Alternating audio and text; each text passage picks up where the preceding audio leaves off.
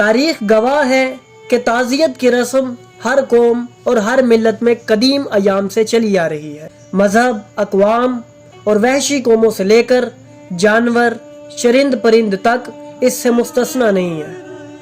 हर कौम अपने किसी फर्द के मर जाने से एक ख़ास किस्म का मुज़ाहरा करती है। ताज़ियत एक नफ्सियाती अमल है जिस पर कोई भी पाबंदी नहीं लगाई जा सकती।